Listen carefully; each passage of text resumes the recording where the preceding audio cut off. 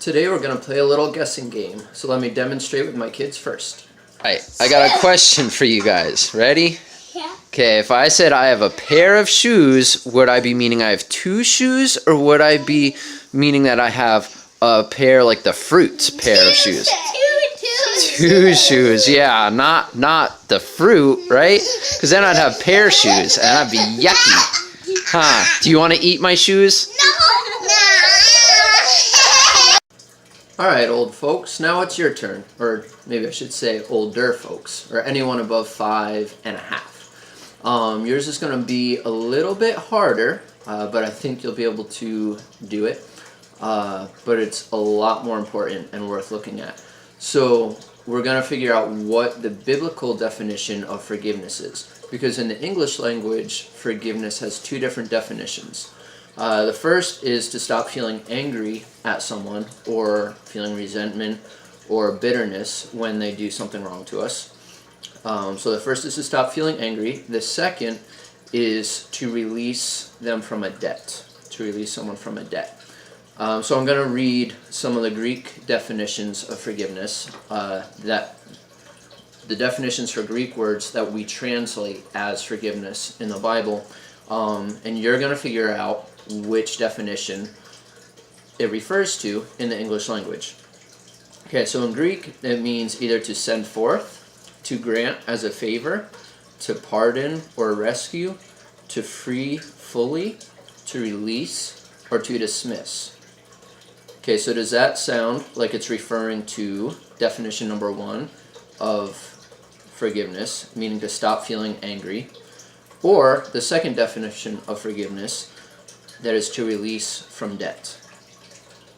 Again, I'll read some of the Greek ones quick, and it's in the description below as well. But to send forth, to grant as a favor, to pardon or rescue, to free fully, to release, or to dismiss.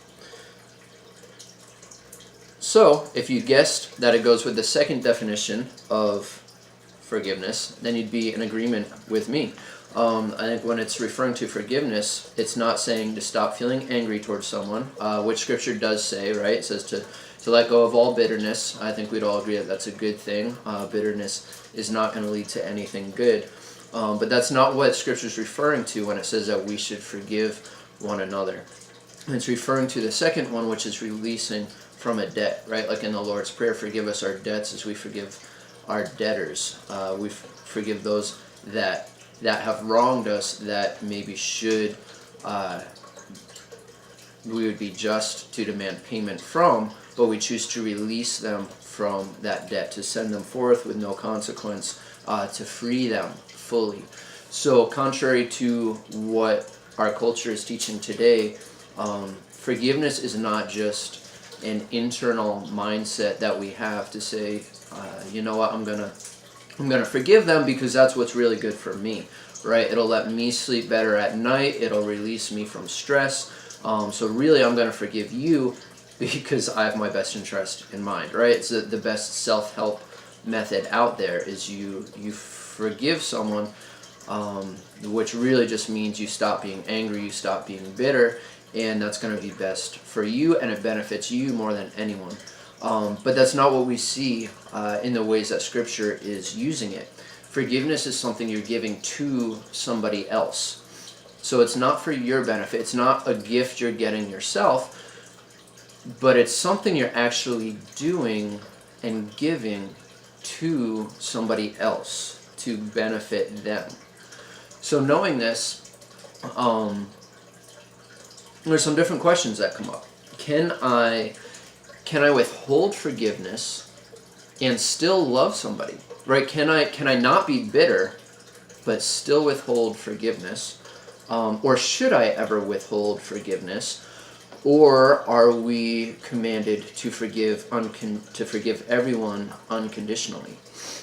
So who do we forgive? When do we forgive them? Those are some extremely important questions that we'll look at next time. But meanwhile, this is very, very important to have in our minds beforehand. That when Scripture's talking about forgiveness, it's not saying just stop being angry or stop being bitter. It's saying you release them from consequences when they have done something to deserve those consequences. So until next time, continue to ask God, to study His Word, to dig into what true forgiveness is, what He requires of us, and what He has done for us. Have a great day.